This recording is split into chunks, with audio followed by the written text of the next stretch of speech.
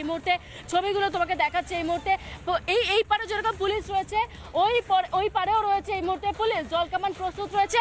আরো ছবি জানবো, চলে যাবো সৈকতের কাছে। সৈকত, তুমিও রয়েছো গার্ডওয়ালের সামনে।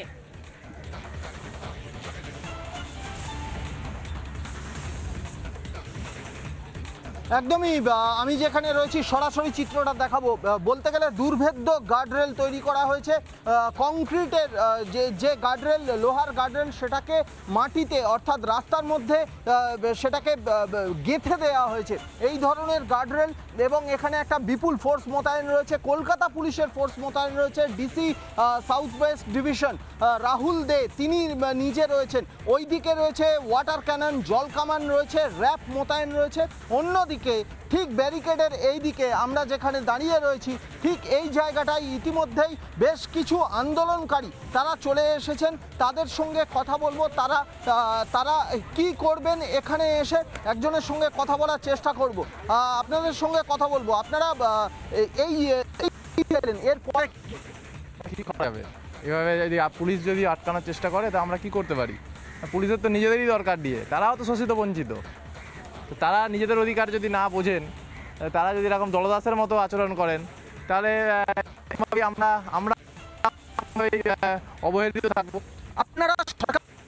আপনারা নিজেদের দাবিতে নবান্নে যেতে চাইছেন, পুলিশ যেভাবে ব্যারিকেড সাজিয়েছে, যুদ্ধে নেমেছে বলা হয়। এখন পুলিশ তো দলদাসে পরিণত হয়ে গেছে। দিদি যাই বলছেন পুলিশ সেটাই মানছে, আর আমরা সাধারণ কর্মচারীদের আমাদের কোনো অধিকার পাচ্ছি না। কোনো অধিকার পাচ্ছেন না সরকারি কর্মচারী, সাধারণ কর্মচারীরা। আমি এই মুহূর্তে আমার আরেক সহকর্মী তুলিকার কাছে যাব। তুলিকা, তুমি যেখানে আছো সেখানে কি পরিস্থিতি?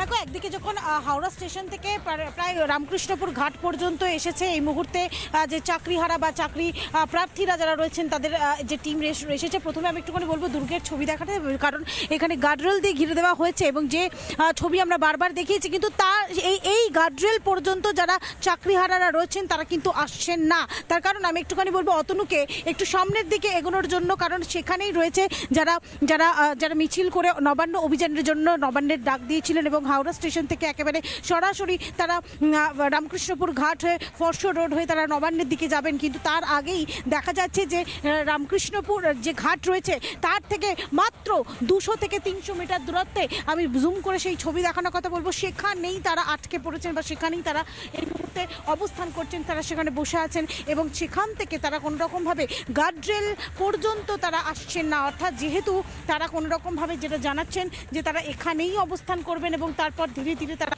নবান্নের দিকে যাবেন, এই মুহূর্তে সেখানেই তারা রয়েছে। তবে পুলিশ পুরোপুরিভাবে প্রস্তুত ছিল, পুলিশ পুরোপুরিভাবে তাদেরকে বিভিন্ন জায়গা থেকে ঘেরার চেষ্টা করছে যাতে কোনো রকমভাবে এই জায়গা থেকে বেরোতে না পারে। তার কারণ একদিকে ওই প্রান্তে যে মিছিল রয়েছে সেই মিছিলের সামনে এই মুহূর্তে রয়েছে সন্তু, তোমার কাছে কি খবর রয়েছে?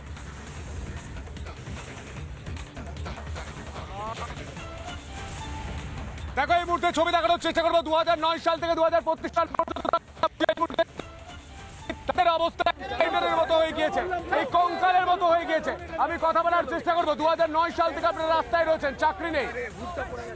2009 ক্যান্ডিডেট দক্ষিণ চব্বিশ পরগনা, 2009 থেকে আজ পর্যন্ত আমরা একই দাবি নিয়ে ক্রমাগত চেষ্টা করে যাচ্ছি। ডিপিএসসি যাচ্ছি, আমরা অফিসে যাচ্ছি, কিন্তু কেউ কোনো সুরাহা দিচ্ছে না। আমরা তাই বাধ্য হয়ে আমাদের এই অবস্থা স্কেলিটনের মতো হয়েছে। আপনারা দেখতে পাচ্ছেন আমাদের স্কেলিটনের মতো হয়েছে। আমাদের সত্যিই আমাদের কোনো আর ভাষা নেই, আমরা রাস্তায় বাধ্য হয়েছি নামতে। এই মুহূর্তে ছবি দেখানোর চেষ্টা করবো। ঠিক এভাবেই তারা বলছেন, তারা বঞ্চিত যোগ্য প্রাথমিক শিক্ষক চাকরির প্রার্থী, তারা 2009 সাল থেকে বঞ্চনার মুখে পড়েছে। অর্থাৎ এই যে নবান্ন অভিযানের মিছিল, সেই নবান্ন অভিযানের মিছিল থেকে আমরা দেখতে পাচ্ছি ডিএর জন্য আন্দোলন চলছে। যারা চাকরিহারা শিক্ষক শিক্ষিকা তারা আন্দোলন করছেন, 2009 সালের চাকরির প্রার্থীরা তারা আন্দোলন করছেন। তার সঙ্গে সঙ্গে আমি দেখতে পাচ্ছি এই বাংলার মায়েরা তারাও রাস্তায় নেমেছেন। আমি একে একে একটু করে কথা বলার চেষ্টা করবো, সরাসরি কথা বলার চেষ্টা করবো। আজ রাস্তায় নামতে হচ্ছে।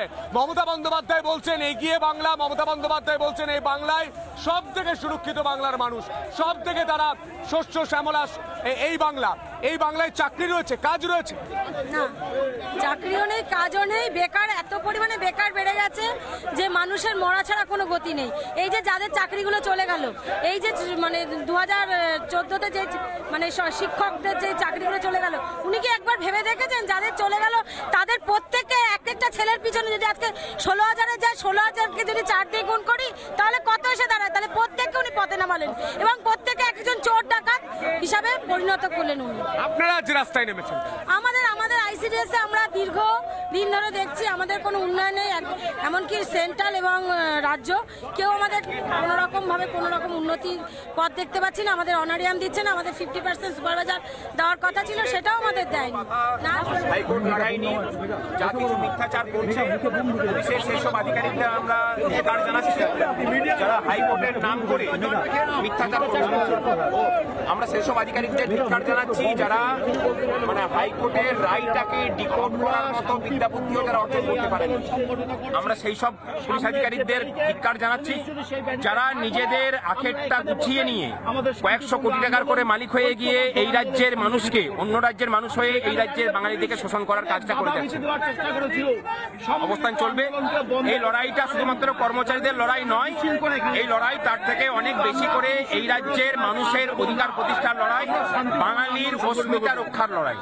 ভাস্করদা, যে ছবি আমরা দেখছি আজকে আপনারা এখানে বসে গেলেন, সামনে তো আরো বিশাল বড় ব্যারিকেড রয়েছে। সামনের ব্যারিকেড না খুললে এখানেই অবস্থান চলবে, এখানেই অবস্থান চলবে যতক্ষণ পুলিশ করতে পারে। আমরা অসীম ধৈর্য নিয়ে এসেছি, বিগত 3 বছর ধরে আমাদের আন্দোলন চলছে শহীদ মিনারে, ওরা তার থেকে বেশি দিন ধরে বসে আছেন। সুতরাং আমাদের বসে থাকা নিয়ে পুলিশ কতদিন বসে থাকতে পারবে কিনা সেটা ঠিক করুন। এখানে একদম কোনো অসুবিধাই নেই, রাত্রিরেও এখানে অবস্থান চলবে।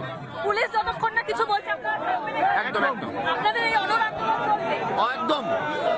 এই মুহূর্তে ছবি দেখানোর চেষ্টা করবো পুলিশ আধিকারিকদের তরফ থেকে সিসিটিভির যে সার্ভিস, সেই সার্ভিসের লোকজন এই মুহূর্তে এসে সিসিটিভি ঠিক করছেন। এই মুহূর্তে সেই ছবি দেখি সিসিটিভি বসিয়ে দেওয়া হলো, সিসিটিভি ঠিক করা হচ্ছে অর্থাৎ নজরদারির জন্য।